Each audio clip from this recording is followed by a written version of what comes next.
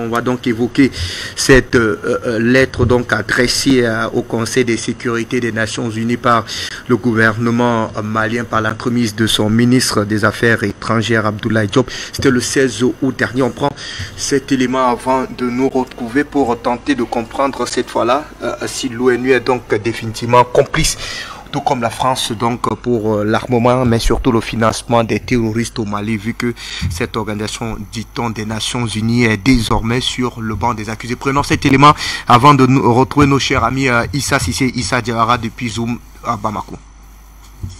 Depuis plusieurs mois, il nous a été donné de constater des violations répétitives et fréquentes de l'espace aérien malien par les forces françaises en y faisant voler des vecteurs aériens tels que des drones, des hélicoptères militaires et des avions de chasse sans autorisation des autorités maliennes. Tout au long du processus de transfert aux autorités maliennes de l'aérodrome de Gao et de l'espace aérien du Nord, depuis l'annonce du retrait de Barkhane, les aéronefs militaires maliens ont fait l'objet d'entraves régulières par des manœuvres retardatrices visant à réduire leur efficacité et à rallonger leur délai de réaction. Le gouvernement du Mali dispose de plusieurs éléments de preuve que ces violations flagrantes de l'espace aérien malien ont servi à la France pour collecter des renseignements au profit des groupes terroristes opérant dans le Sahel et pour leur larguer des armes et des munitions. Aussi, il convient de rappeler que c'est en raison de suspicions de manœuvres de déstabilisation de la France que le gouvernement du Mali s'est conformément opposé à la demande de soutien aérien de la France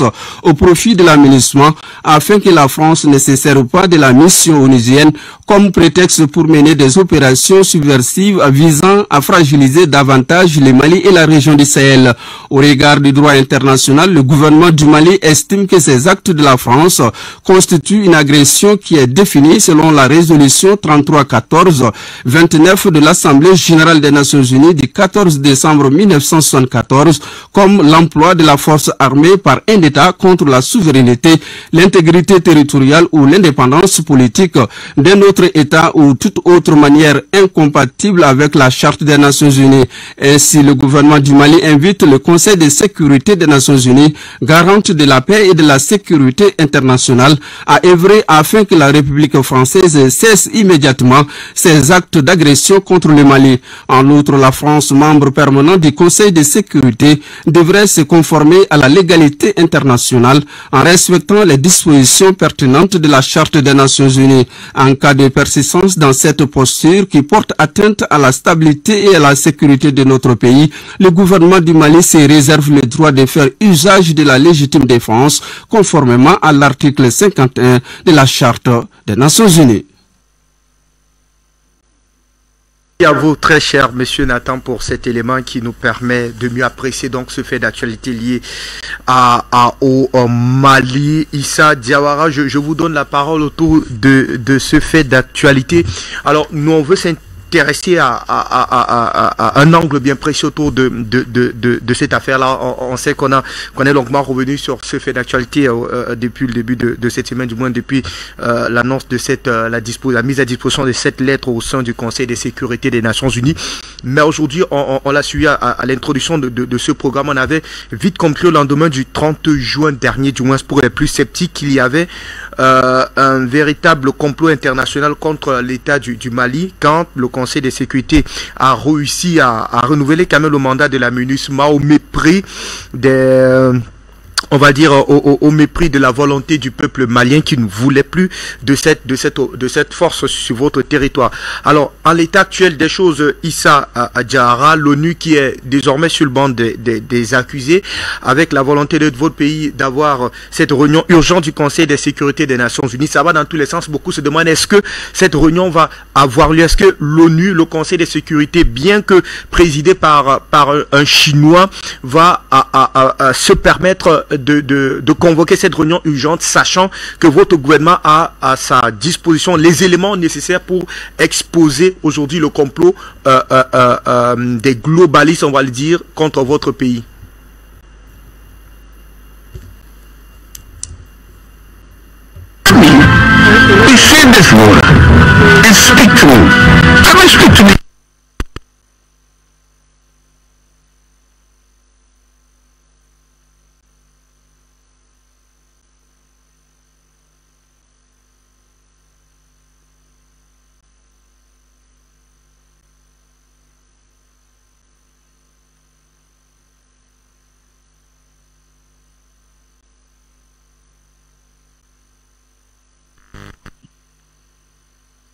On veut comprendre cette fois-là l'ONU qui est, on va dire, sur le banc des accusés, qui est, on l'a vu lors de la dernière session du Conseil de sécurité des Nations Unies le 30 juin, qui avait réussi à renouveler quand même au mépris des exigences ou alors des réserves qui avaient été émises par le passé par le gouvernement malien au regard du rôle trouble que joue la MINUSMA dans votre pays. Est-ce que cette instance du Conseil de sécurité aura le courage de convoquer cette réunion urgente des Nations Unies, puisque votre pays dit détenir les éléments, les preuves nécessaires pour exposer aujourd'hui le complot international contre votre pays? Merci. Je disais que le Mali met le Conseil de sécurité entre deux situations. La première situation, c'est vérifier la fiabilité et la crédibilité du Conseil de sécurité. Si le Conseil de sécurité va dans le sens, en tout cas, du droit international, là c'est tant mieux. Au cas où le Conseil de sécurité ne statue pas sur cette plainte du Mali avec toutes les preuves avancées par la partie malienne, ça montre tout simplement que c'est le Conseil de sécurité est aujourd'hui le principal problème du monde. Nous savons déjà que c'est un problème. Mais jusqu'à quand, jusqu'à quel niveau, jusqu'à quel degré, je crois que cette situation du Mali est un test même de fiabilité pour le Conseil de sécurité. Il s'agit en tout cas de réformes. En tout cas, il faut proposer. Sachez qu'il y a d'autres pays émergents qui sont en train de suivre. Beaucoup de pays veulent être membres permanents. Donc, ça pose le problème même de survie du Conseil de sécurité. Ça, c'est un aspect. Il faudrait savoir que le Mali a porté cette plainte sur deux volets. Le premier point, c'est un point portant sur l'espionnage. L'espionnage, parce qu'on dit le survol, tout. Et là, le Mali a avancé toutes les preuves nécessaires. Plus de 50 incursions aériennes, plus de 50 violations de l'espace aérien du Mali. L'autre deuxième point, c'est quoi au niveau de la plainte? C'est la livraison d'armes. Donc le soutien direct au niveau des troupes au sol des terroristes. Mais pour le premier cas, le Mali a avancé des preuves. Le deuxième cas, le Mali garde les preuves de façon discrète. Donc, c'est une façon de diminuer, de ridiculiser les politiques français au niveau du Conseil de sécurité. C'est pourquoi la France a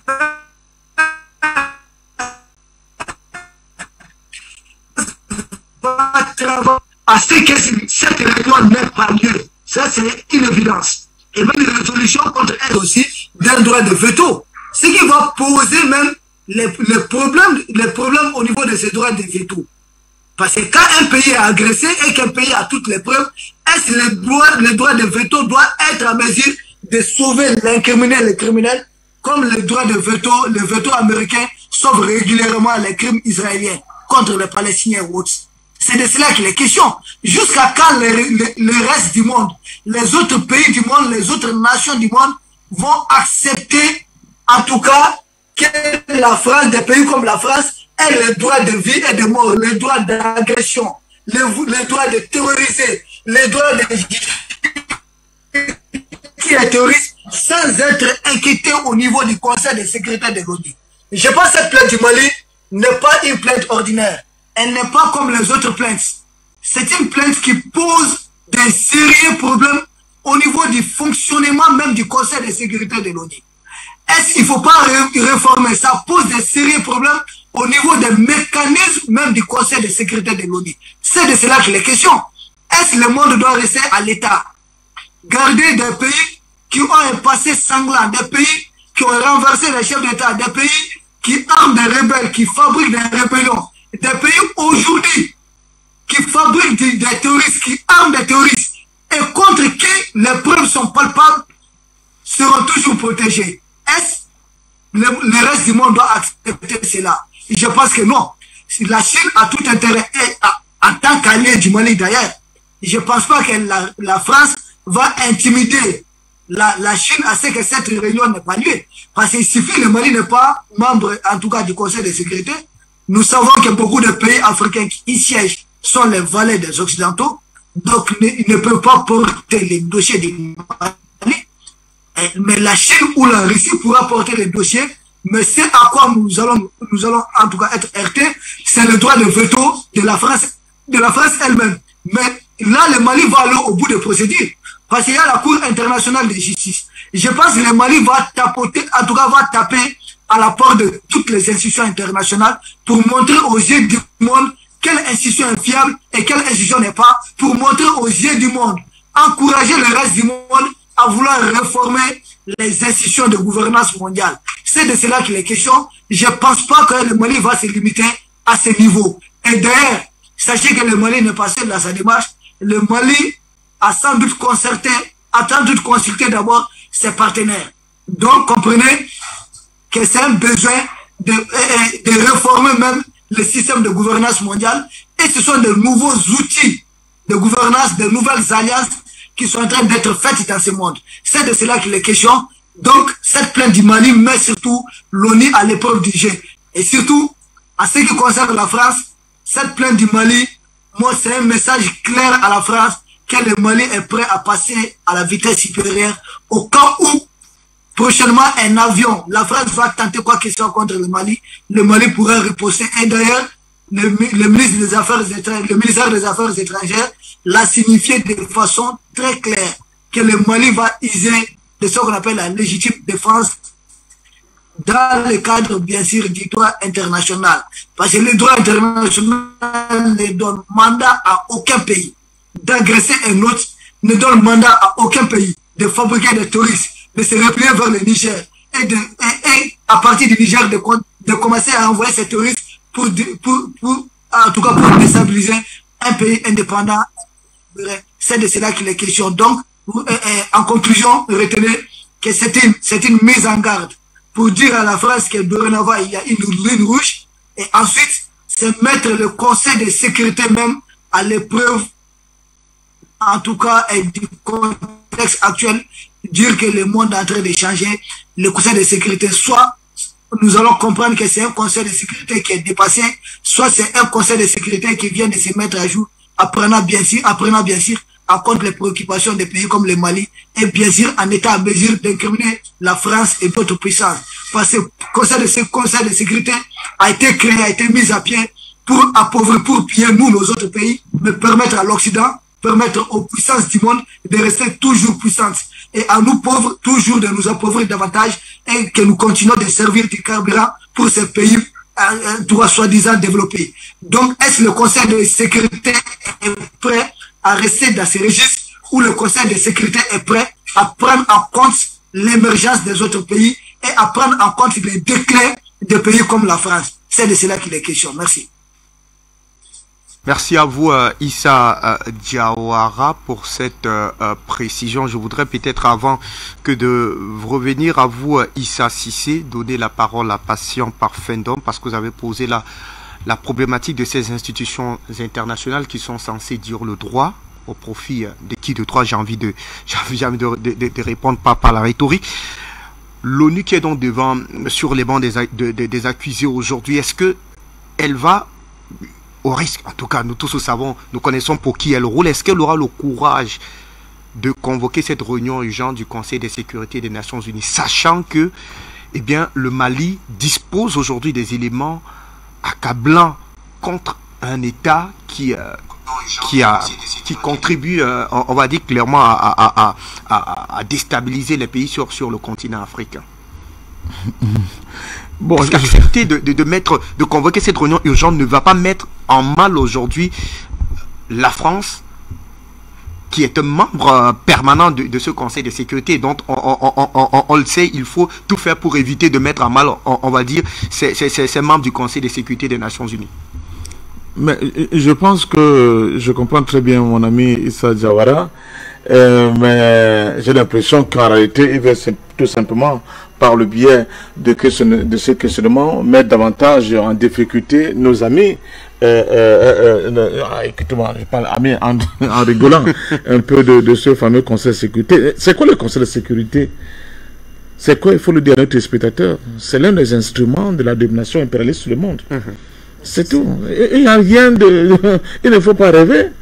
Et là, dans ce Conseil de sécurité, il n'y a que, pour l'instant, il y a la Chine, il y a la Russie. Il y a la France, les États-Unis. Non. Des pays qui sont pour un monde multipolaire. Uniquement la France, je dis les États. Oui, la Russie, les membres du Conseil de sécurité dans les États-Unis et la France, l'Angleterre, ils sont pour le statu quo. Tout le monde le sait pertinemment. Ils ne sont pas pour la création d'un monde multipolaire et ils ne sont pas pour la liberté et l'indépendance des pays africains que nous sommes dans leur de manière globale.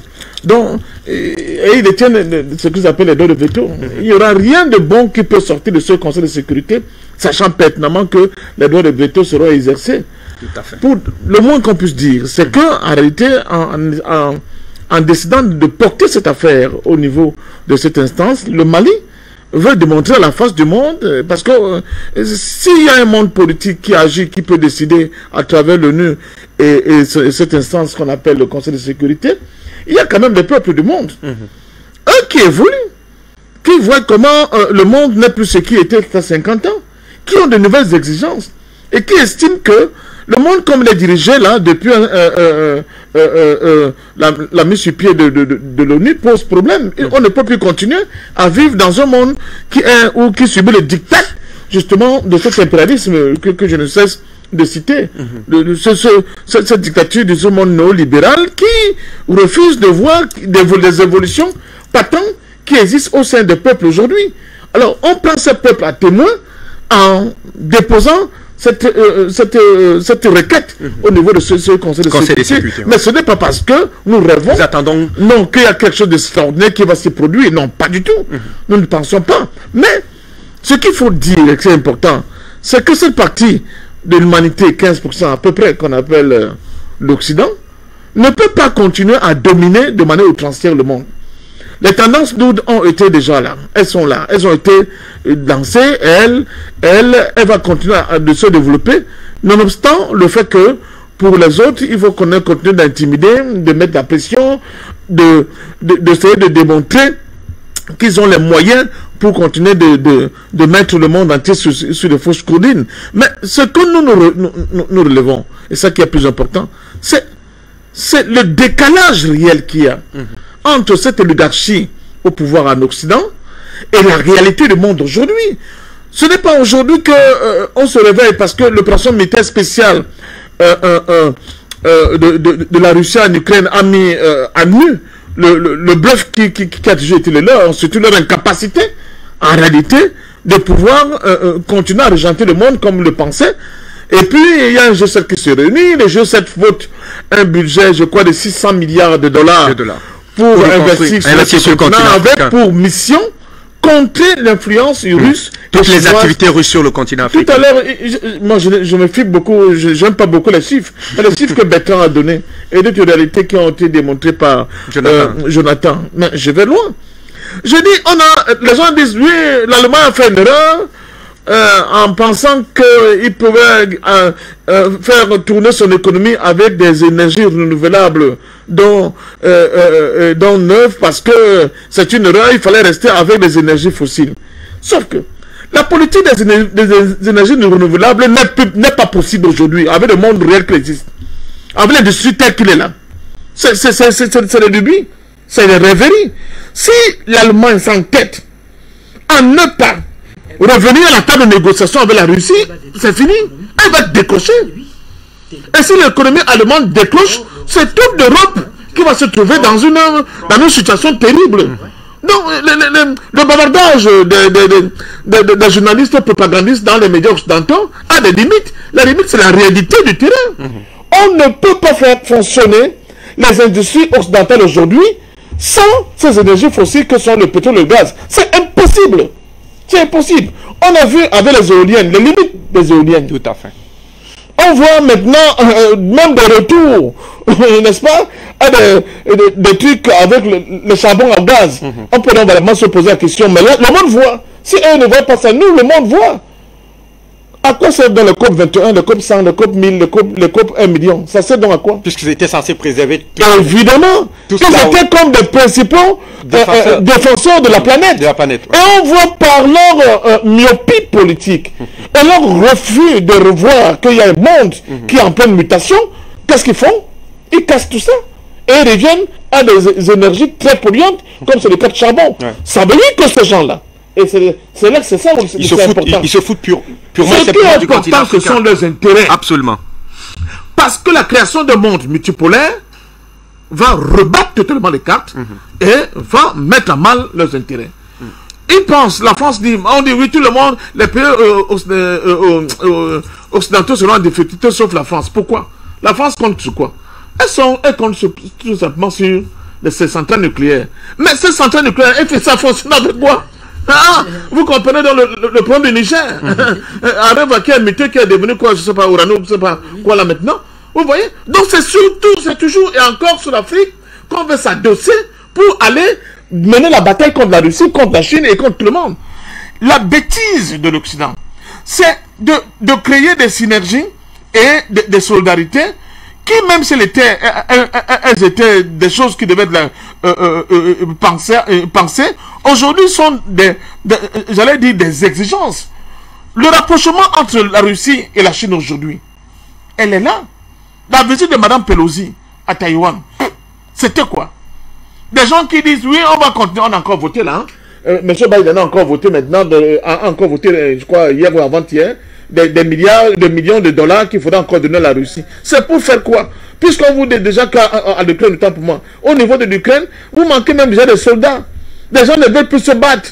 Tout le monde veut fuir parce que M. Zelensky a signé un truc qui permet même à certains de ses amis de se défausser de cette construction militaire généralisée. Donc, qui va aller mourir pour des choses dont on ne voit pas en réalité l'efficacité d'un point de vue programmatique? Nous, l'Afrique, quand je parle de l'unité politique de notre continent, j'insiste. Je dis que bravo au Mali, bravo à la Centrafrique, bravo au président Gbagbo qui a pensé le premier, excusez-moi, depuis ce renouveau, de créer un parti qu'on appelle le Parti des peuples africains Côte d'Ivoire. C'est-à-dire que renouveler l'idée de la RDA. C'est très important, parce que c'est ça, on ne le dit pas assez. Je profite d'ailleurs de ce dimanche pour dire merci au président Gbagbo. Il n'y aura pas de renouveau africain sans un renouveau politique. Parce que tout ce que nous disons là, les armées là, pour prendre ces décisions, les armées, il faut quoi? C'est la politique qui implémente tout cela. Quand on voit le Cameroun partir aller signer les accords avec l'Algérie, c'est quoi? C'est le politique. C'est le politique qui actionne et puis le reste suit. Nous ne pourrons pas nous libérer seuls s'il n'y a pas cette prise de conscience politique de dire c'est le moment arrivé de nous mettre ensemble et le Mali avec. C'est seulement comme ça que nous allons penser une nouvelle stratégie sécuritaire de notre continent qui passe par des armées d'un autre niveau et avec une autre philosophie et de défense et de sécurisation de notre espace. D'accord. Parce que si nous ne le faisons pas, évidemment, il faut de plus des petits bantoustans que certains de nos États constituent, ne seront pas en capacité de répondre, n'est-ce pas, à ce rêve africain de la domestication de la France, mais de la réalisation de manière endogène d'une certaine politique, n'est-ce pas, de monter en puissance de notre capacité de résistance. J'insiste sur la résistance, pourquoi? Chaque fois je parle de résistance, mais parce que nous sommes agressés. Et les agressions continuent. Les gens vous disent, on est parti de Mali. La base de Gao a été complètement libérée. Mais vous avez encore des drones qui survolent l'espace malien. Parce que pour ces gens-là, ils comprennent ce que certains d'entre nous refusent de comprendre. Leur départ de l'Afrique, c'est la fin, c'est fini. C'est la bérésina, comme ils disent eux-mêmes. C'est une véritable bérésina. Ils ne peuvent pas se le permettre. C'est pour ça que moi, je ne crois pas du tout, un seul mot, du bavardage, on va partir, du bavardage de machin. Puisque Bentala a suffisamment démontré qu'il ne peut pas partir, vu qu'il y a un intérêt énorme qu'il faudra, vital pour la survie de la centrale nucléaire. Ça va finir par la guerre. Ouais. Ça va finir par la guerre. Il n'y a pas 100 000 solutions. C'est pour ça que, Bertrand, excuse-moi, tout à l'heure sur le Tchad, moi je continue de dire qu'il faut tendre la main, il faut négocier avec tout le monde, même le FAC. Vous avez parlé du Qatar, vous avez parlé des pays du Moyen-Orient. Mais qui du creux? Un pays comme l'Arabie Saoudite peut aujourd'hui prendre langue avec la Russie, peut aujourd'hui prendre langue avec la Chine. Pourquoi? Ils ont compris qu'il y a eu un dépassement de curseur. Même l'économie mondiale a basculé. Le centre, ce n'est plus en Occident. Faux. Si quelqu'un vous le dit, ça veut dire que lui-même, il est dans les lubies. Le centre n'est plus en Occident. Qu'est-ce que l'Occident fabrique encore? Pire encore, pour les pays africains que nous sommes. Regardons ce que nous avons comme bien d'importation, qui rentre même dans les petites industries agroalimentaires. Qu'est-ce qui vient de l'Occident? Quoi? Pratiquement pas grand-chose. Vous comprenez? Donc, ils ont compris qu'à terme, le processus de dédollarisation va s'accentuer. Or, si ce processus s'accentue, tous les fonds de pension que tu as dit là et tout ce que tu as dit, ça va être du papier toilette. C'est rien du tout. Tout ça va s'écrouler. Merci à vous. Donc, ils sont dans l'anticipation parce qu'ils voient évidemment que le monde nouveau dans lequel nous allons évoluer dans les années à venir ne sera plus un monde qui sera dicté par l'oncle Sam. Ce ne sont plus les Yankais qui vont faire la pluie et le beau temps. C'est pour ça que les pays occidentaux là, avec leur Union européenne qui a dit on ne veut plus de gaz russe. Vous avez écouté la réponse par exemple de Portugal, même de l'Espagne. Je ne veux pas parler de l'Autriche. Pour eux, c'est la folie. Le patronat allemand est en train de crier attention, nous allons tout droit dans un mur là. Vous ne pouvez pas continuer cette politique contre-productive par rapport à vos propres intérêts, à votre propre économie et industrie. BMW, tout le monde dit dans deux temps, on va fermer boutique. On ne peut plus produire. Même, bon, on comprend le jeu de mes amis russes, mais bon, c'est ça qui fait le charme, n'est-ce pas, des intelligences. C'est-à-dire que bon, on ira de temps en temps d'entretien en entretien, hein, comme ça, les ruptures de 3 jours, de 4 jours, et puis on verra. L'hiver arrive, on va voir ce que ça va donner. Parce que quand les gens veulent penser qu'ils sont malins, malin. Ils pensent qu'ils sont futés et qu'en face d'eux, ils ont des idiots. Et peut-être qu'ils vont seulement passer maintenant à des assassinats, la tentative là dont Jonathan a parlé tout à l'heure. J'ai lu ça toute la nuit, j'ai rigolé.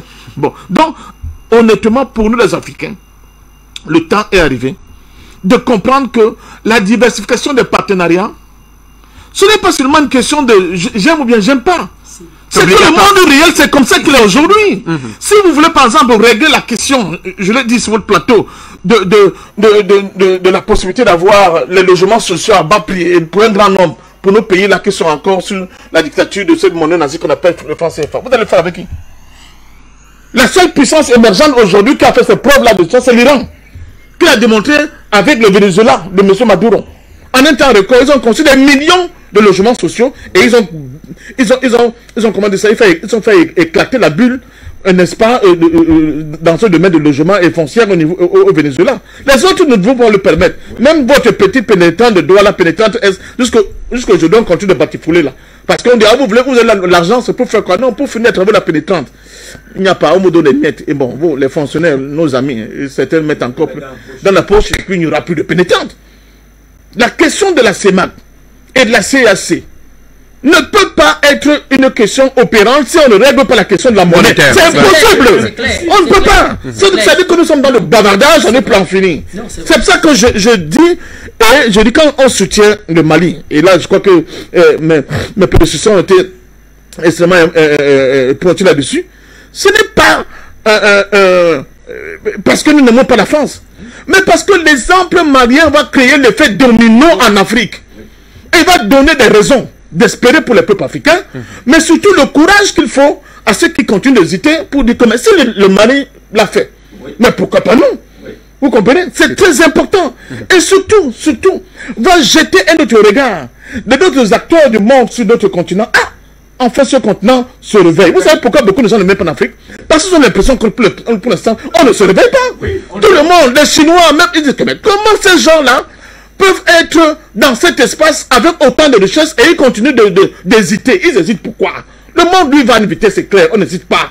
Si nous sommes capables de vaincre la France, là au Mali, ça va être un signal extrêmement important et puissant qu'on va envoyer au reste du monde. Comme on dit, ah, peut-être le moment est arrivé pour nous de rentrer rapidement dans cet espace qui nous a offert, parce que enfin, du vrai business d'égal à égal va se faire pour enfin donner la possibilité au monde d'avoir la création, j'ai déjà dit que le développement très rapide et fulgurant d'un monde multipolaire dont tous les peuples du monde ont besoin aujourd'hui, même les populations dominées de ces espaces impérialistes occidentaux. Parce qu'on ne parle pas beaucoup, j'aime à le dire. Nous n'avons rien contre les peuples occidentaux. Non.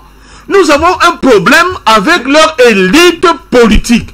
Parce que c'est elle qui est au service des lobbies, au service de ce que vous avez appelé les mondialistes, et qui veulent que, bon oui, qu'on continue avec des Tanga Nord, Tanga Sud. Non, on dit non, ou nous sommes des êtres humains d'égal droit sur cette planète, ou c'est autre chose. Donc, bravo au peuple malien, bravo au colonel Assimi Goïta et au gouvernement de Choguel Maïga, mais surtout bravo à la prise de conscience africaine qui est de plus en plus quelque chose vraiment d'important, de très apprécié. Oui, qui n'était pas attendu, et on peut comprendre pourquoi quelqu'un allait en Guinée-Bissau commencer à balbutier, parce que bon, on a vu tout rouge comme un gamin. Merci. À qui on vient d'administrer quelques baffes. Bon, on comprend très bien, parce que pour eux, ils avaient cru que, comme leurs amis qu'ils ont introduits sur notre continent, les endocolons nous traitaient d'aboyeurs. Ça fait plus de 10 ans, Afrique Média.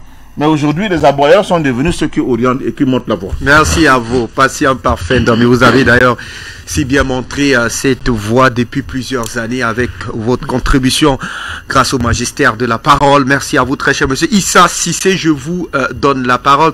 Et là, est-ce qu'on a, même pour les plus sceptiques, la preuve qu'il y a un véritable complot international contre le Mali aujourd'hui? Je remercie tout le monde, merci de m'avoir donné la parole. Et ce complot international contre le Mali, elle était visible, mais les gens n'ont pas compris. Pourquoi complot international? Ça divise d'ailleurs partout où il est acheté dans les conflits, dans les guerres. C'est là que le monde s'intéresse au problème. Il y a eu 5 traités unilatéraux parmi les conflits qui ont été signés. Et le cas du Mali a été la 5e, le 22 mars 2014. C'est l'ONU qui a diligenté la partition du Mali sur une carte que la France l'avait votée depuis 1957, mais qui rangeait vraiment le monde occidental.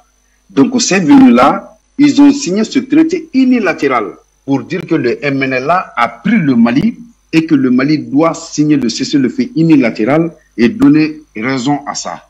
Et depuis là, tu sens que l'ONU est impliquée, hein, du coup, vraiment jusqu'au pied. Ils sont impliqués. Et toutes les actions menées par la France sur le territoire malien étaient un conflit aujourd'hui qui arrangeait le monde entier. Parce que les avoirs, les matières premières qui sont sur cette zone vont intéresser non seulement et permettre à la France de se rallier parmi les 3 grandes puissances du monde, les États-Unis, la Russie et la France.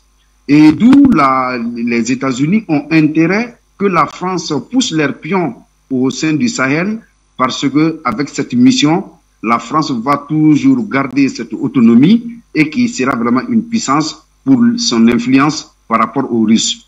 Donc c'est pour vous dire que ce complot international, elle est là. Donc, d'où cette plainte qui est déposée par le ministre des Affaires étrangères maliennes et aux Nations Unies va jouer 2 rôles essentiels et qui va, comme j'ai demandé depuis le début, qui a un bouleversement vraiment des données internationales qui ont en jeu aujourd'hui. 2 traités phares sont mis en cause dans les traités de l'impérialisme, dans la charte de l'impérialisme. Les traités militaires, elle est déjà acquis parce que le Mali dit aujourd'hui que la France doit quitter. Donc, le fait de protéger les intérêts occidentaux sur le sol malien ou en Afrique, elle est déjà mise en cause. Et encore, les accords internationaux, la position même de l'ONU. Notre lettre, la lettre du Mali, va démontrer au monde entier que l'ONU est un instrument du capitalisme, qui sont là uniquement pour déstabiliser, piller et faire d'autres choses. Donc, le cas du Mali était un exemple aujourd'hui. Le Mali a la chance, nous n'avons pas de droit de veto aux Nations Unies, mais grâce à l'amitié russo-malienne et à l'amitié chino-malienne, la Chine fait la présidence des Nations Unies. Donc, la Russie, via la Russie, cette convocation aura lieu. Parce que la Russie fera tout pour porter cette invitation et que ces preuves-là soient dites. Parce que c'est bon pour la Russie, ça lui permettra d'officialiser directement sa posture, hein, pour aider le Mali à retrouver l'intégralité de ses richesses. Donc c'est pour dire encore, tous les pays africains, ça concerne tout le monde. Parce que quand tu vois que la France ait peur aujourd'hui d'aller vers la zone des 3 frontières à Niamey, Ça n'a qu'un deux bouts. Quand vous voyez ici, je l'ai fait à main levée, je ne sais pas si les auditeurs le voient. Ça, c'est une carte. Donc, quand tu prends ça, aujourd'hui, c'est la zone des 3 frontières, mais il y a un plan détaillé du Nigeria. On a le centre de la ville de Tombouctou, segment de droite. B, centre de la ville de Kidal. BC, centre, segment issu de Kidal, passant par le centre C de la ville de Fileng au Niger, en aboutissant en D à la frontière Niger-Nigeria, partie de la frontière Niger-Nigeria, étant le point triple Niger, Nigeria et Bénin. La frontière EF, la frontière Niger-Bénin, étant le point triple Togo, Bénin, Burkina. FG, frontière Burkina, Bénin, étant le point triple Niger, Bénin, Burkina. HG, le frontière Burkina-Togo, en H, étant le triple Togo, Ghana, Burkina. En HI, partie de la frontière du Burkina, Ghana, et en IA, segment de droite passant par le centre de la ville de Ouagadougou, Burkina Faso, en aboutissant en A au centre de la ville de Tombouctou, Mali. Donc c'est pour dire tout simplement que l'Afrique aujourd'hui, nous avons tout intérêt, tous nos pays aujourd'hui ont intérêt à suivre le départ du Mali. Parce que pourquoi? Aujourd'hui, quand on prend ce segment-là, ça veut dire que Boko Haram a été minutieusement préparé et maintenir sur le sol nigérian uniquement pour 2 phases. Empêcher le Nigeria aujourd'hui à ne pas se rebeller contre la création vraiment d'une nouvelle monnaie. Parce qu'avec cette pression du Boko Haram, le Nigeria va se craindre d'abord avant de passer à autre chose. Et en amont, quand on prend vraiment le cas des autres terroristes, je vous en vais le comprendre, le plan du terrorisme. Ça a été fait un effet primordial aux États-Unis. Après les États-Unis, ils sont venus frapper l'Europe à travers vraiment la France. Voilà les 2 étapes. C'était pour avertir le monde entier que les 2 puissances ont été attaquées, alors que ce sont eux qui ont préparé le terrorisme. Donc, ils vont envoyer ces gens-là à leur mission, enfin, d'annexer toute l'Afrique. Ce n'est pas le cas du Mali. Le problème, ça va jusqu'au-delà de ça. Même au Cameroun, ça va tout. J'ai tout un plan détaillé par la France, les États-Unis, pour l'annexion de tout le continent africain, uniquement pour piller ses richesses vraiment au bénéfice des États-Unis et de la France. Donc, en matière géopolitique, tout ce qui est là aujourd'hui, le Mali a bien fait de porter cette plainte-là aux Nations Unies. Grâce à cette plainte, aujourd'hui, la Russie va demander au Conseil de sécurité de l'ONU la tenue de cette réunion pour que ces vérités feront face. Et en ce moment, la Russie va montrer officiellement sa position au Mali pour la défense, parce que c'est le continent africain qui empêche à la Russie, au G20 de la Russie qui est en préparation, pour s'imposer et mener vraiment le vrai droit de veto et le changement du monde. C'est ce qu'on veut aujourd'hui. Donc c'est pour dire encore aux Africains que le cas du Mali est un cas aujourd'hui qui ne devrait pas surprendre. Parce que le Mali est le seul pays dans le monde entier qui est assis au milieu de 7 pays. Il n'y en a pas au monde. Donc on ne peut pas conquérir l'Afrique sans pour autant prendre le Mali. En ce moment, on a tous les pays riverains à côté. Et du Mali là, on peut encore projeter sur d'autres projets qui sont dans le programme français, comme je viens de le détailler. Ils sont là aujourd'hui. Le Bénin est concerné, le Togo est concerné, le Cameroun est concerné, le Nigeria est concerné, et en allant plus loin pour l'annexion totale par ce truc-là. Donc l'Iptago Gourmand leur permettra de le faire, mais si la plainte du Mali au sein des Nations Unies et qu'il y a une réunion d'urgence au profil de ça, cela permettra aujourd'hui de défaire tous les nœuds qui ont été manigancés, orchestrés par la France, soutenus par les États-Unis pour l'annexion et empêcher l'Afrique d'avoir d'autres liaisons avec le monde entier, qui est pendant les guerres froides que la France joue le rôle de sous-traitant entre les États-Unis et l'Afrique.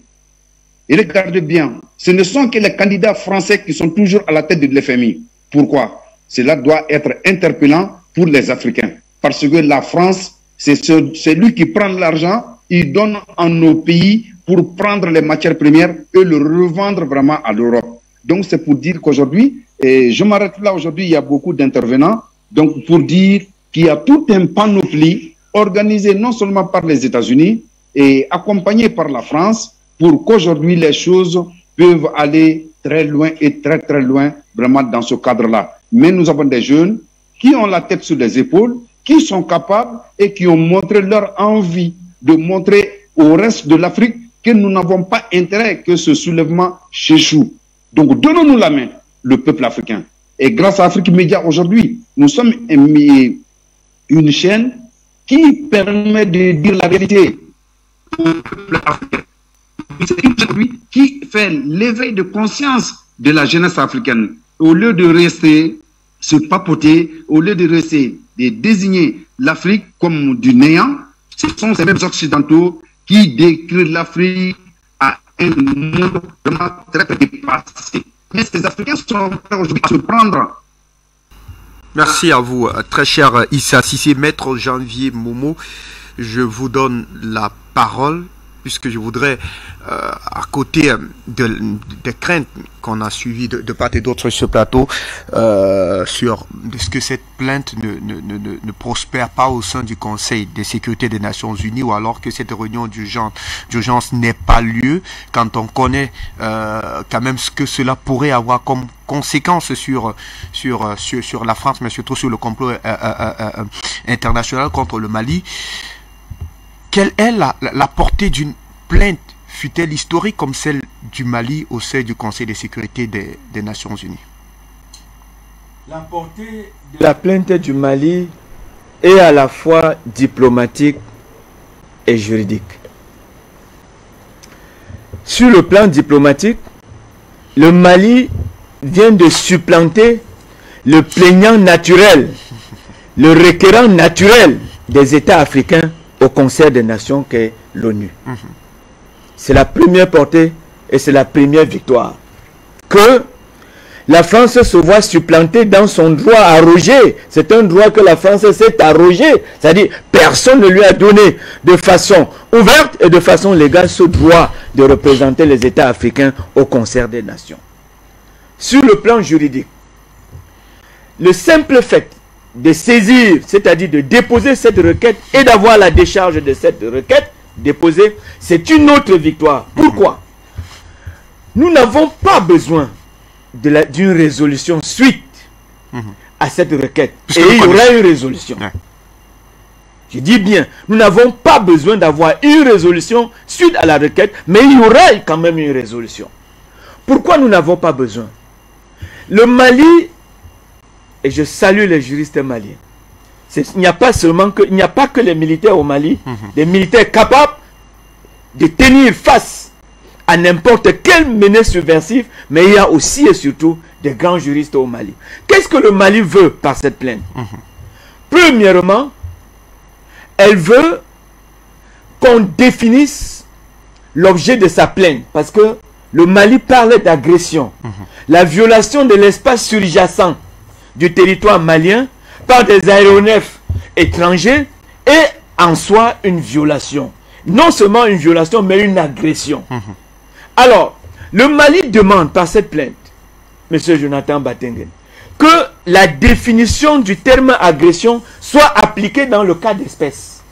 Parce que la résolution 3314.29 du 14 décembre 1974 de l'Assemblée générale des Nations Unies est suffisamment claire dessus. Elle définit l'agression en 8 articles.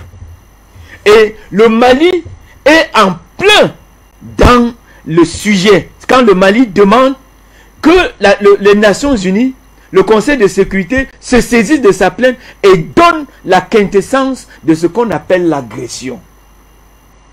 Le simple fait pour les aéronefs français de survoler l'espace aérien malien, alors que le Mali a rompu tout rapport sécuritaire avec la France, constitue un crime d'agression. C'est le premier point. Et le Mali voudrait faire appliquer l'article 51 de la Charte des Nations Unies, qui dit clairement que chaque État membre des Nations Unies a un droit naturel et universel de légitime défense, qu'elle soit individuelle ou collective. Et sur le plan de la collectivité, de l'exercice de droit de légitime défense, mais vous voyez l'apparition du partenaire russe. Eh bien oui, parce qu'il y a des contrats qui existent, contrats de partenariat en matière de défense et de sécurité qui existent entre la République du Mali et la Fédération de Russie. Donc, le Mali voudrait, en application de l'article 51 de la Charte des Nations Unies, dire au monde entier que l'article 39 de cette charte donne le pouvoir au Conseil de sécurité de constater qu'il y a agression dès lors qu'il y a violation de son espace aérien par les aéronefs français et transmission des informations à des ennemis, pour ne pas dire parachutage des armes aux rebelles. C'est ce que Issa Diawara n'a pas voulu nous dire. Mais nous, sur le plateau d'Afrique Média, on le dit. Parce qu'il ne viole pas seulement pour donner des informations à l'ennemi, mais pour fournir l'ennemi en armes. Et tout cela est documenté. Ce n'est pas documenté seulement aujourd'hui. Cela est documenté depuis longtemps. Donc pour nous, le Mali en soi a déjà engrangé la victoire. La victoire, c'est que le Conseil de sécurité des Nations Unies, en vertu de l'article 39, se saisit du dossier malien et, avec la résolution 3314.29 du 14 décembre 1974, définit ce qu'on entend par agression. C'est ce que le Mali a besoin. Que nous avons été agressés. Et cette agression... Et si jamais le fait est établi, qu'est-ce que ça impliquerait, Maître Janvier Mombo? Immédiatement une résolution pour dire à l'État français, ne répétez plus parce que cela va à l'encontre des idéaux des Nations Unies qui sont la sauvegarde de la paix entre les États. Donc pour nous, la victoire en elle-même, elle y est déjà. Dès lors que la requête est ainsi ficelée et que la documentation, que des éléments accompagnent la requête, nous pensons à un moment donné que le Mali, par là, donne avertissement à la France. Désormais, de façon individuelle ou collective, nous allons agir, nous allons faire prévaloir notre droit de légitime défense. C'est-à-dire, vous continuez à violer notre espace surjacent, alors nous allons abattre les acteurs. Et si jamais c'est fait, Maître Janvier Mombo, est-ce que cela ne va pas, j'en dis, radicaliser davantage ce conflit-là? Monsieur, quand radical, mais il faut mettre fin à une menace. La violation d'un espace territorial, c'est une menace contre la paix. C'est une menace. Et les Nations Unies sont d'accord qu'il faut mettre fin à la menace.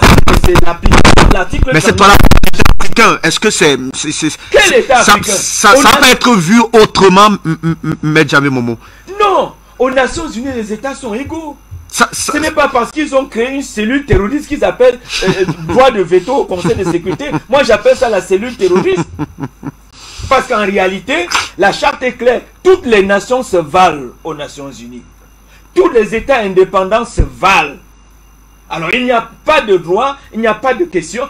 Mais Kadhafi l'avait dit aux Nations Unies, en projetant même la charte, parce qu'il s'est rendu compte que cette charte, elle n'est pas appliquée. Il n'y a pas le principe de l'égalité stricte des États au niveau de la charte des Nations Unies. Donc, pour nous, on n'a pas besoin d'attendre la résolution. Puisque beaucoup pensent que, Maître, ça pourrait aboutir peut-être en incident diplomatique, que la France pourrait, si jamais l'un de ces aéronefs venait être abattu, il pourrait dire que c'est une patrouille de reconnaissance et autres, vu qu'ils sont installés au Niger. Bref, on va trouver toujours une excuse pour pouvoir justifier, je dis quoi, la présence d'un aéronef. On l'a vu avec le cas de la Guinée équatoriale, vous en souvenez, c'est cet avion militaire qui a été intercepté. On a trouvé toutes les excuses pour justifier la présence de ce dernier.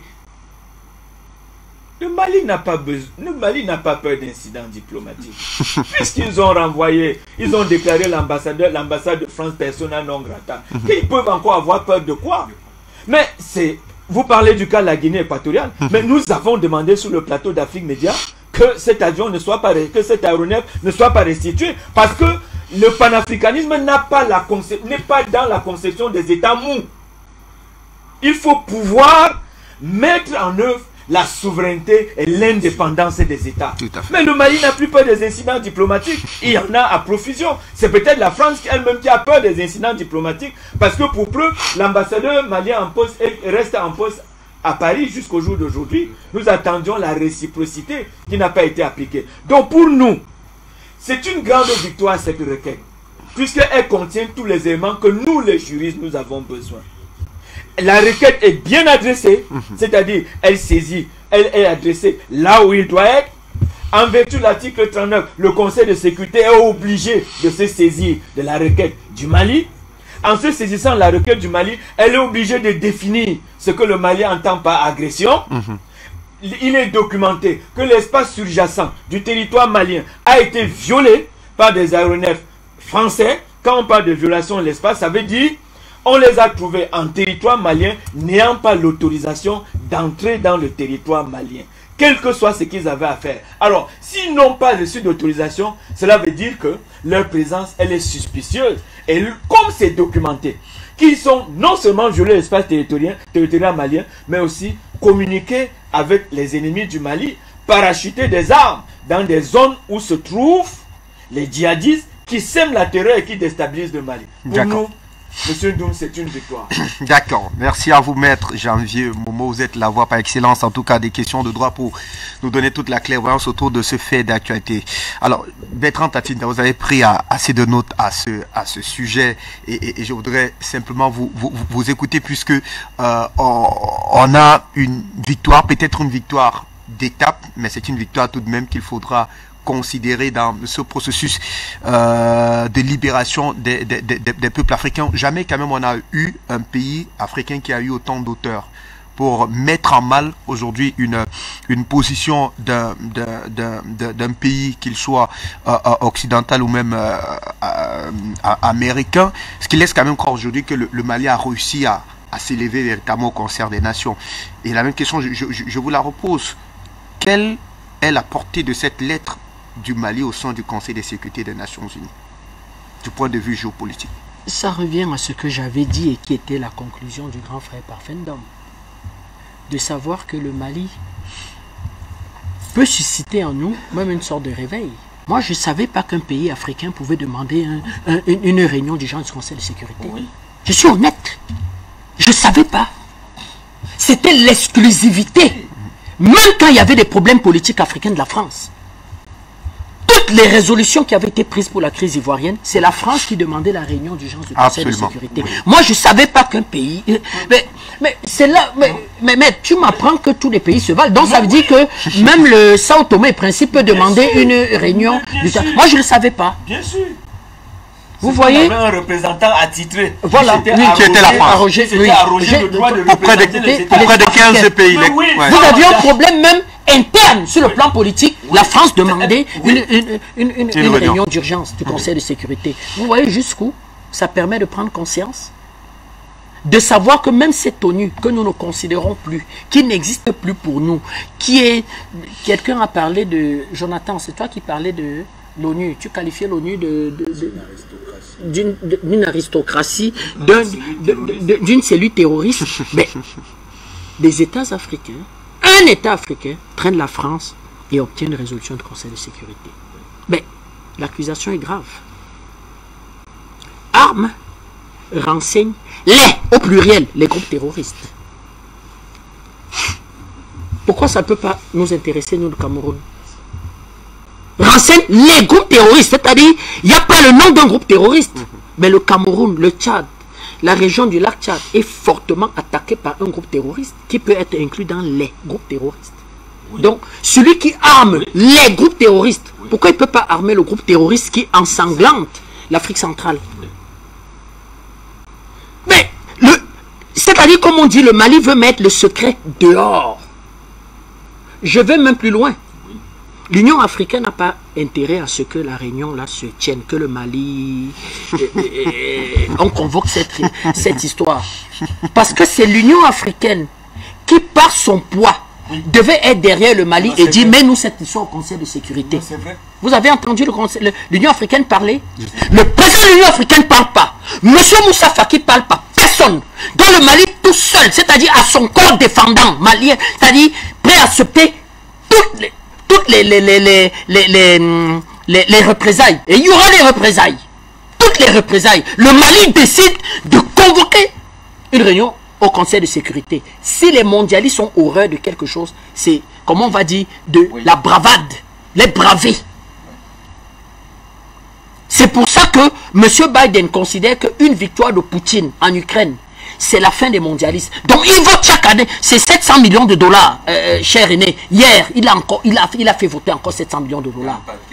Parce qu'il y a une question de survie, d'honneur, de dignité, de préemption sur vos esprits. C'était les plus puissants. Ils avaient les armées les plus fortes, les économies les plus solides. On se rend compte aujourd'hui qu'avec une petite variation du marché pétrolier et du marché gazier, ils sont à 10, 15, 20, 30% d'inflation, dont l'Afrique peut fortement impacter sur l'économie européenne. Dans l'Afrique, si on se met ensemble, on peut même détruire l'économie européenne, on peut détruire les croissances européennes.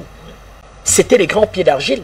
Or, l'Union africaine qui devait venir appuyer cette histoire et dit que, mais avant d'aller même au Conseil de sécurité, arrêtez-vous ici à Addis Abeba. Ah bon? Donc, mon continent est ensanglanté comme ça alors qu'il y a un parrain du terrorisme derrière. Rien.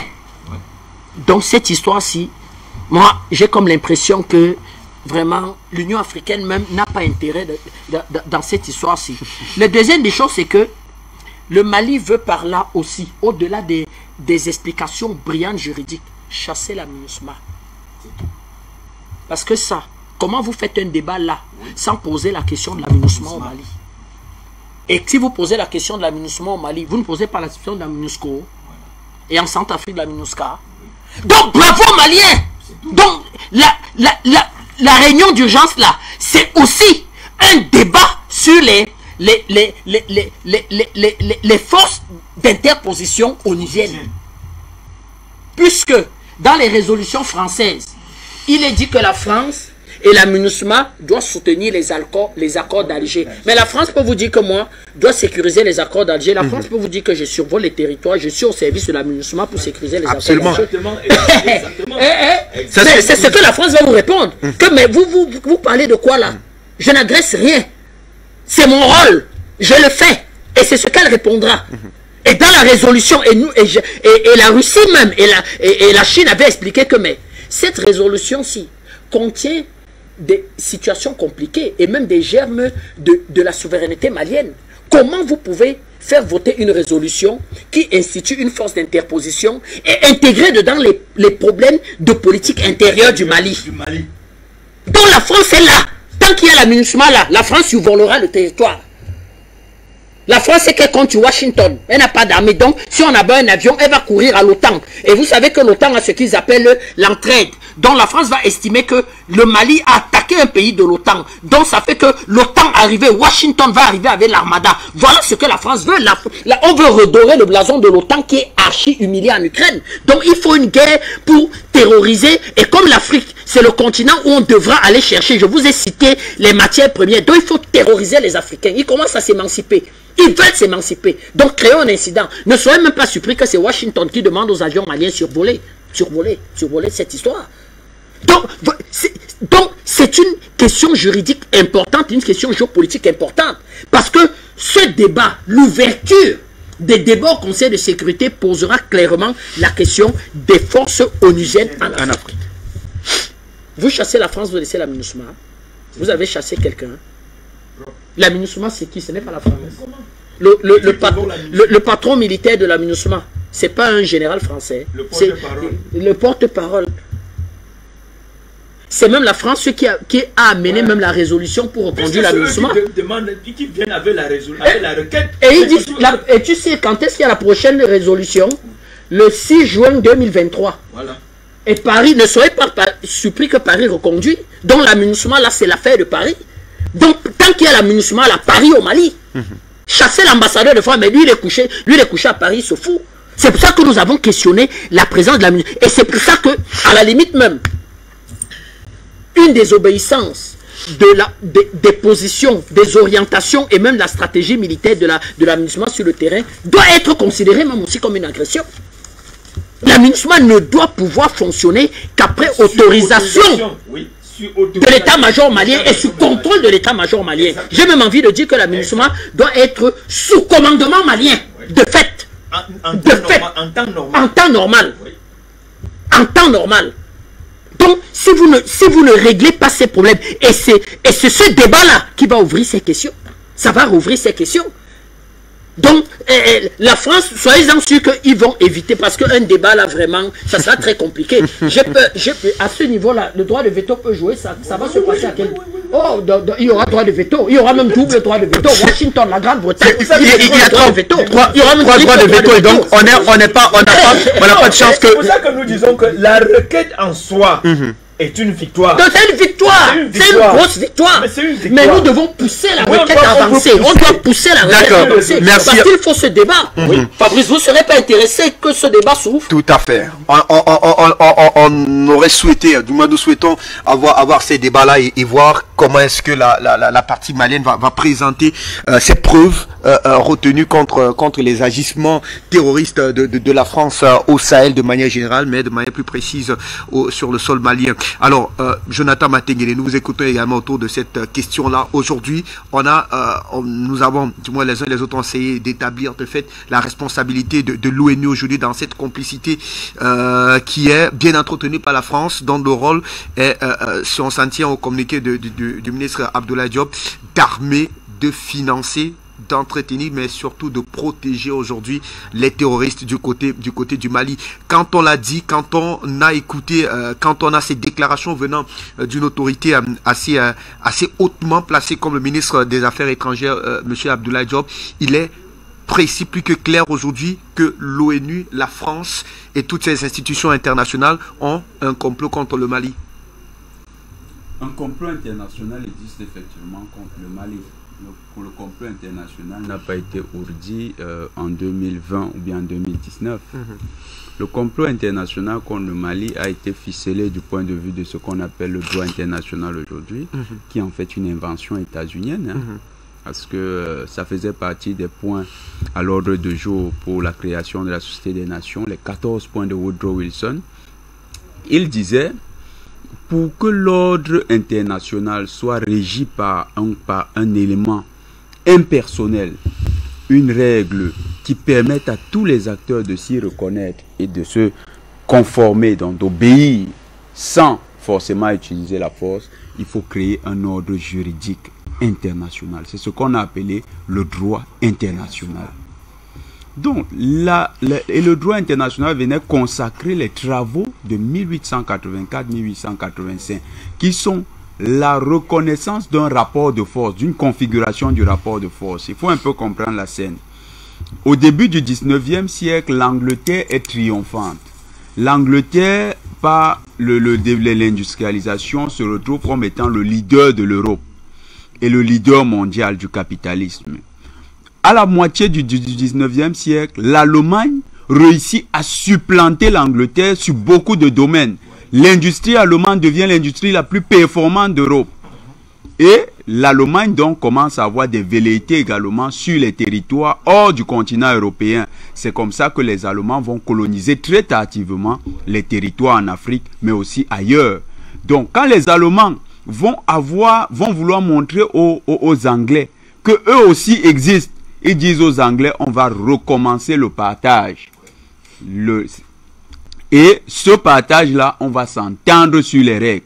C'est comme ça qu'en 1884-1885 sont édictées les règles, par exemple, de l'Interland, c'est-à-dire que si vous occupez la côte, vous allez jusqu'à ce que vous rencontriez un obstacle naturel ou bien vous rencontriez une autre puissance. Voilà les règles qui vont être fixées.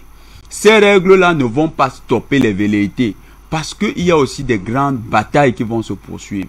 1894, on a Fashoda, on a Tanger, on a Agadir, un ensemble de crises qui vont être déclenchées par les compétitions coloniales.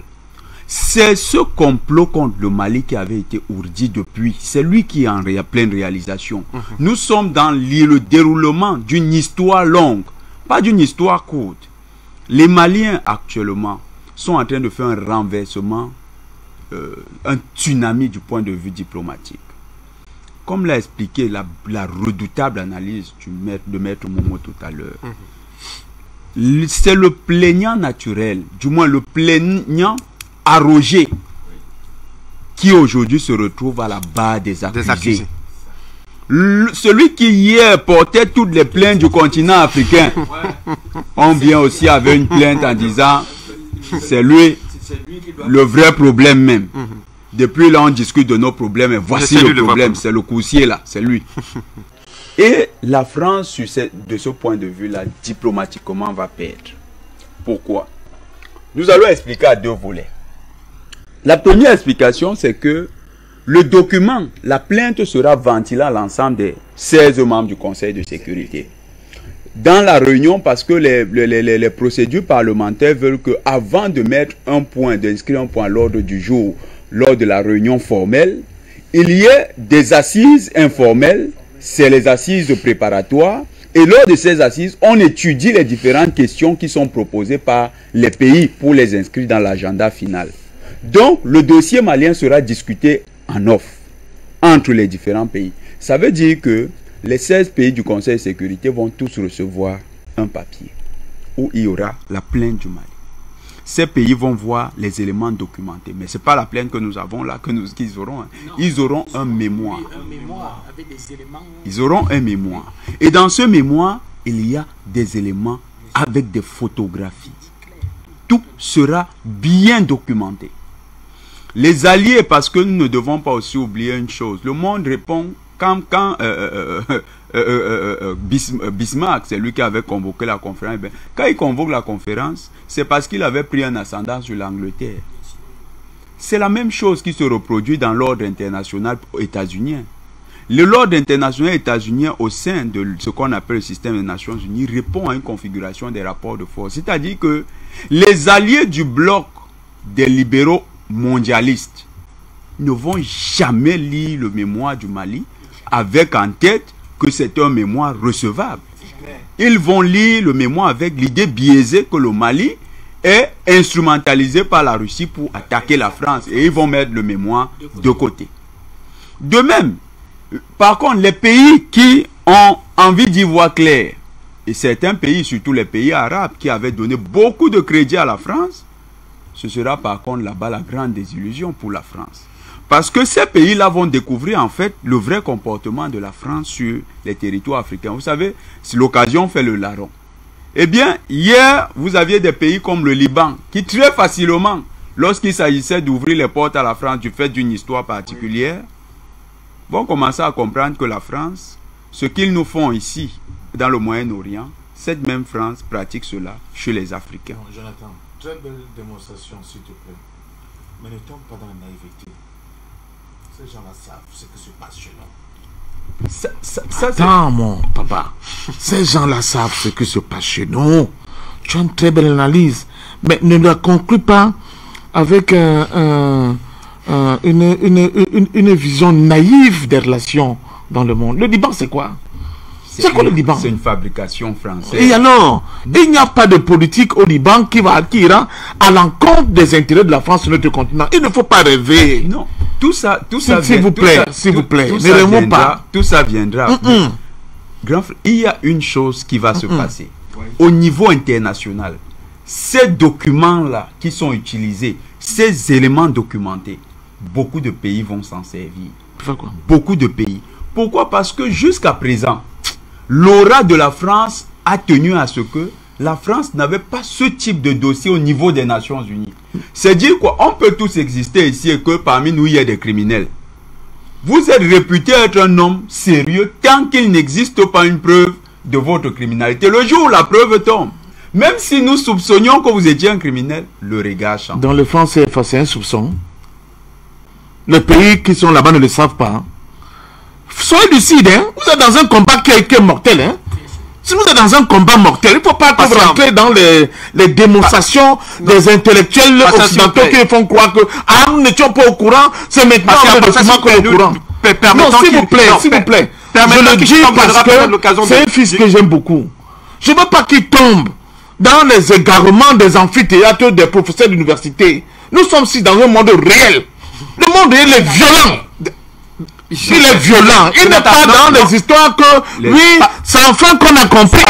S'il vous plaît, Le risque de tuer ça dans la réunion informelle. J'attends voir. C'est justement ce que je voulais montrer. Allez-y, Jonathan, s'il vous plaît. La démonstration, la victoire du Mali sera essentiellement diplomatique dans le cadre de l'information générale au niveau du Conseil de sécurité, au niveau des nations qui vont prendre part à la réunion.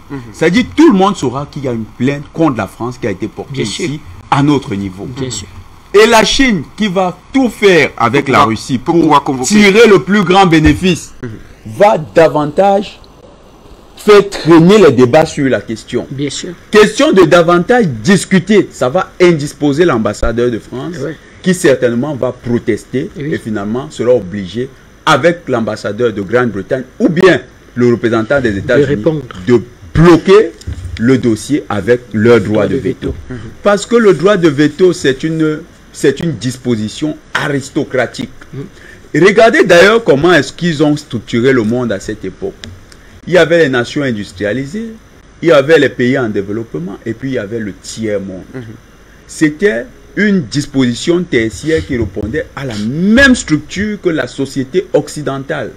C'est-à-dire, dans les sociétés féodales, vous aviez l'aristocratie, vous aviez la noblesse, et en bas, vous aviez le tiers-état. Donc, le tiers-monde, dans leur considération, ça restait un espace qui était réservé à des pays qui n'ont pas le droit de s'exprimer. Et la France, pour une fois, se retrouve parmi les accusés par un pays du tiers-monde. Mais la disposition aristocratique qui a organisé les Nations Unies prévaut encore. C'est-à-dire que le droit de veto sera utilisé pour stopper et donc, pour beaucoup, il ne faudra rien attendre. Du moins, que le Conseil de sécurité puisse statuer en bonne et due forme pour exploiter en profondeur la plainte. Mais du point de vue diplomatique, le Mali aura donné un coup de poing à la France. C'est un tsunami du point de vue international. C'est déjà une victoire. La communication que nous faisons. Nous sommes contents. On est dans la victoire. Il y a des gens assis chez eux qui n'arrivent pas à comprendre que le Mali ait porté plainte à la France au Conseil de sécurité. Ça sonne comme en quelque sorte une jurisprudence et que d'autres États pays africains réunissent et lancent constamment. Ça le est-ce que le cas de la jurisprudence aussi peut permettre à ce que 2 sur 3 au sein du Conseil de sécurité des Nations Unies, vu que le Mali dit détenir les preuves palpables de ce qu'il a été agressé par un autre État, que ce cas-là puisse faire cas de jurisprudence, est-ce que l'on convoque véritablement cette réunion du Conseil de sécurité des Nations Unies? Mais c'est parti. Mais nous vous avons dit de façon claire, la jurisprudence, elle est déjà établie. La requête du Mali a déjà été reçue aux Nations Unies. Alors, monsieur Ndoma parlait tout à l'heure de l'effet domino. Ça veut dire que les États africains comprennent désormais que le mandaté qui s'est arrogé le droit de représenter le continent africain aux Nations Unies, c'est terminé. Désormais, c'est terminé, puisqu'aux Nations Unies, il y a le sacro-saint principe de l'égalité des États. Tout à fait. Merci à vous. Pour sortir, c'est pour dire quelque chose. Avec l'effet domino, il y a un autre effet, l'effet d'accumulation. Imaginez que le monde dans lequel nous sommes actuellement, le Venezuela, en viennent à documenter les actes hostiles des États-Unis vis-à-vis de ce pays. On a vu la Russie également le faire sur le terrain des opérations du côté de le Yémen, que l'ensemble des nations commencent à faire pareil, que la Syrie s'engage à faire pareil, l'Irak. Vous savez, on va clairement exposer ça sera de manière très bien menée, le moyen d'abord de contester l'hégémonie. Non pas sur la base velléitaire, parce qu'avoir des velléités, parfois ça peut être basé sur des allégations, mais sur la base de faits historiques qui sont observables, palpables et qui ont été enregistrés aux Nations Unies. Ça sera une bonne manière de contester l'hégémonie de ces puissances-là. Actuellement, la France est en train de payer le prix de son arrogance et le Mali a très bien agi. Parce que cette déclaration, vous avez vu que depuis que les Maliens l'ont fait, ils n'ont pas eu besoin de venir tous les jours sur les plateaux. Vous ne voyez pas le ministre Maïga revenir pour s'exprimer. La plainte elle-même fait son effet. C'est un tsunami. Et comme un tsunami, vous savez quel est l'effet du tsunami? Dès que la vague vient, il y a d'autres vagues qui viennent pour bousculer Merci à vous, Jonathan. Il nous reste moins d'une dizaine de minutes dans le cadre de cette émission. Je ne sais pas si on réussira à faire le tour de table autour de ce fait d'actualité. On va commencer avec vous, Général Issa Diawara, en 1 minute, vu que on comprend à votre niveau qu'il est donc question désormais d'exposer ce complot international. Et vous semblez nous dire tout à l'heure que si jamais cette peine ne prospère pas au niveau du Conseil de sécurité, vous allez saisir d'autres instances pour vous permettre d'avoir gain de cause autour de ce fait d'actualité. Qu'en est-il clairement, Issa Diawara? Ok, merci bien. J'aimerais simplement que tout le monde sache que le Mali est dans une autre dynamique. C'est-à-dire quoi? Déjà, c'est comme si dans le quartier, tout le monde se plaint d'un juge. On dit le juge, il est corrompu. Mais si vous n'incriminez pas ces juges, si vous ne l'accusez pas, mais on n'est que dans les discours. Le Mali aujourd'hui est dans les faits, il s'agit des actes. Tout ce que nous disons de l'aménagement, je ne sais pas, de l'ONU, des trucs comme ça, c'est déjà si. On en a tellement parlé, j'avais dit ici, après les rapports d'Amnesty International, que le Mali même était en train déjà de documenter des choses. Et c'est ce qui arrive. Dites-vous que le Mali ne va pas se limiter au niveau du Conseil de sécurité. Le Mali vient d'imposer un défi sérieux au Conseil de sécurité qui a été fait contre l'Afrique et non contre la France. Aujourd'hui, quand on retourne ça contre la France elle-même, comprenez comme ces puissances-là, ça veut dire ce que ça veut dire. Donc le Mali ne va pas se limiter au Conseil de sécurité, bien au contraire, le Mali va aller au-delà du Conseil de sécurité. Et je profite avant de terminer pour donner quelques informations fraîches du Mali. Le ministre de la Justice du Mali, M. Kassougué, est sorti pour dire que le Mali va en tout cas durcir la législation contre l'homosexualité. Comprenez que c'est un message clair envoyé encore à ces gens. Il a dit que c'est une relation contre nature et que le Mali ne va pas pardonner cela. Donc là, le ministre de la Justice entre carrément en action. Et ensuite, retenez qu'il y a eu plus de 90 terroristes qui ont été neutralisés. On parle de chefs de terrorisme en réalité d'hier à aujourd'hui. Pour le moment, nous sommes à plus de 90 terroristes qui ont été neutralisés. Au lieu de 2 bases, c'est à peu près 4 bases terroristes qui ont été détruites au niveau de Menaka, bien sûr, de Mundoro et surtout au niveau de Boni. Donc au niveau de Boni, là, c'était l'un de leurs fiefs aussi. Donc c'était des informations fraîches du Mali. Et je profite pour demander à la France de respecter la liberté d'expression. Parce que je vois que le compte Facebook de notre sœur Karine Kwame a été banni. Donc nous demandons à Facebook d'être fair play. Nous sommes dans une guerre, nous sommes dans un combat. Et ils sont les premiers à vanter la liberté d'expression et les droits de l'homme dans le monde. Donc nous leur demandons tout simplement de laisser les Africains s'exprimer. Sur ce, je salue tout le monde, ceux qui sont au plateau et toute l'Afrique. Merci. En 1 minute, s'il vous plaît, que doit-on retenir autour de ce sujet? Je vous en prie. Issa Cissé, la parole est à vous. Que doit-on retenir? Alors, nous l'avons donc perdu et singulièrement peut-être sur ce plateau, Bertrand. Que doit-on retenir autour de la démarche du Mali aujourd'hui? Non, on doit retenir que c'est une démarche très intelligente. C'est une démarche, je crois même, qui a été négociée en back-office entre le Mali et ses alliés géostratégiques. J'ai du mal à croire que le Mali, je crois que c'est une histoire qui a été négociée pour mettre davantage le camp d'en face en grosse difficulté. Parce qu'aujourd'hui, comme l'a dit M. Parfendom, c'est une guerre à mort. D'ailleurs, nous disons aux Maliens de ne plus rebrancher leur économie sur le port d'Abidjan. Parce que souvent, des gens oublient le passé et se retrouvent dans des situations compliquées. Je crois que le port de Conakry, Alger, Nouakchott, bon, le Sénégal fait amende honorable aujourd'hui et trucs, mais il faut faire attention. Il ne faut plus brancher son économie sur Abidjan. Il faut être très malin. Donc nous croyons que c'est une bonne décision. Nous suivons cette histoire. Nous, on peut si on étouffe la plainte sous une autre forme, ils peuvent relancer la plainte. Mais non, nous allons relancer jusqu'à ce qu'il y aura certainement un débat. Merci à vous, patient parfait. On vous écoutez pour sortir autour de ce fait d'actualité. La démarche aujourd'hui du Mali, est-ce qu'elle vise définitivement donc à amoindrir les actions néfastes du bloc occidental américain contre les États africains aujourd'hui? Écoutez, le Mali en avance. Le Mali a choisi l'ambassadeur de France. Vous voulez une détermination aussi, comment dire ça, plus important que celle-là. Oui, il faut continuer parce qu'on a plusieurs bras dans cette démarche-là, en portant l'affaire au niveau du Conseil de sécurité de l'ONU. Mais moi, je n'attends rien du Conseil de sécurité de l'ONU. Qu'ils prennent, après avoir déposé ce document là-bas, qu'ils l'envoient à Afrique Média. La puissance de feu que l'Afrique Média développe est plus importante que les histoires du Conseil de sécurité de l'ONU. Tous les bandits qui sont là-bas, ils savent très bien la position qu'ils ont vis-à-vis de notre continent. Ils le savent. Ce qui les a surpris, c'est les derniers votes au niveau de l'ONU. Qui sont le fruit de quoi? De votre travail. Point. C'est pour ça que, tu vois, ils disent que mais nous sommes où? On menace.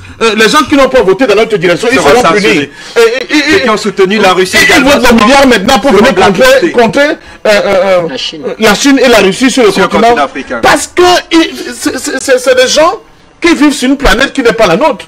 Ils n'ont pas vu les modifications des dynamiques à l'intérieur de notre peuple. C'est ça qui est le plus important. Ce qui est le plus important, Tatina, c'est le travail que vous faites ici. Au niveau de l'ONU, c'est la crème. Tu vois, non? C'est la crème là-bas. C'est la cerise sur le gâteau. Je sors par là. Mais l'histoire de Macky, là, quand Ouroumanoumou avait parti à l'ONU plusieurs fois, il a regardé, il a vu, il a dit que bon, maintenant il n'y a plus rien à attendre de l'ONU. Ça va se passer ici. C'est ici, sur notre continent africain, que c'est ça qui sera décisif. Ce qui est décisif, c'est la prise de conscience de notre peuple, du peuple africain, de notre jeunesse. Le reste là, ils seront obligés de s'aligner à la réalité. Est-ce que le Vietnam a attendu le Conseil de sécurité de l'ONU? Ils ont fait la guerre chez eux, ils se sont libérés. Les Algériens, ils ont fait comment? Donc, je ne dis pas que ce n'est pas important pour continuer l'espèce de la diplomatie là, hein, pour essayer de dire que la France ne doit pas avoir la superbe. Mais fondamentalement, ce qui sera important, c'est la décision des peuples africains que nous sommes nous-mêmes de nous affranchir de cette tutelle. Et ça passe par ce que nous voyons au Mali. Quand vous voyez cette mobilisation de 5 millions de personnes qui disent « French go home », c'est ça qu'il faut faire. Gravons, que ça se duplique sur l'ensemble au moins de ce qu'on appelle le précaré français. C'est la défaite de la France. Ouais, la France est au Conseil de sécurité de l'ONU parce qu'elle méritait. Hein? Non. Elle n'a pas été... C'était une puissance qui était vaincue dans la Seconde Guerre mondiale. Qu'est-ce qui justifie que la France soit là-bas? C'est vous qui justifiez parce qu'elle a dit justement, je suis le proconsul de tous ces toutous. Et en plus, même la Russie qui combat là aujourd'hui, c'est grâce à l'Union soviétique que la France a eu cette place-là. Elle l'oublie aujourd'hui. Donc je continue de vous le dire. Ce qui est important, c'est le travail que nous faisons de conscientisation, de prise de conscience et d'information au quotidien.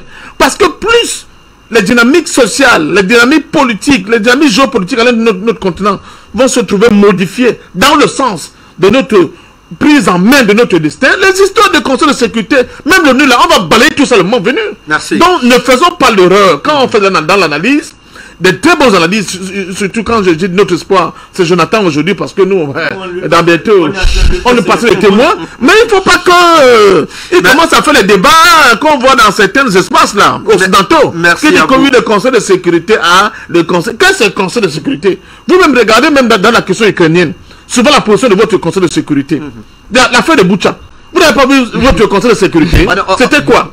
Donc faisons attention. Merci à vous, patient, parfait. Donc on sortira, messieurs Mazma, on ne pourra pas tous les écouter autour de cette question, puisqu'il fallait respecter le temps reparti pour le temps de cette édition du débat panafricain dans sa première partie. Et nous on va donc sortir avec cette notrice et Maître, vous l'avez d'ailleurs souligné en début d'émission, c'est donc le décès de notre analyste géopolitique international Daria Platonova Dugin, qui a donc été froidement assassiné, c'est en Ukraine hier par les forces fidèles au président Volodymyr Zelensky. Elle avait d'ailleurs donné son accord de principe pour participer à une autre édition de géopolitique internationale sur Afrique Média Télévision avec notre collègue Vanessa Gadi quoi, comme quoi eh bien ce combat trouvera toujours des ennemis sur son chemin, mais la patrie ou la mort, comme le disaient nos dévanciers, nous vaincrons. Merci, messieurs, de nous avoir suivi le temps de cette édition du débat panafricain. Merci, très cher Jonathan Batengene Bertrand, Tachinda, maître Janvier Momo, je vous vois en larmes, il faut se ressaisir parce que la lutte, elle continue. On dit merci à Issa Sissé, Issa Diawara, également qui ont été des nôtres depuis Bamako, monsieur Mania Kapenda, il est juste au petit tunnel panafricaniste, membre du corps enseignant dans la ville de Lyon, qui a lui aussi sacrifié un après-midi afin de venir toucher du doigt les réalités de la production du débat panafricain sur Afrique Média Télévision. Mesdames, messieurs, c'est tout pour cette édition. La deuxième partie dans une demi-heure, justement avec Aboubakar Mouchili. Très bon sur les programmes sur Afrique Média Télévision.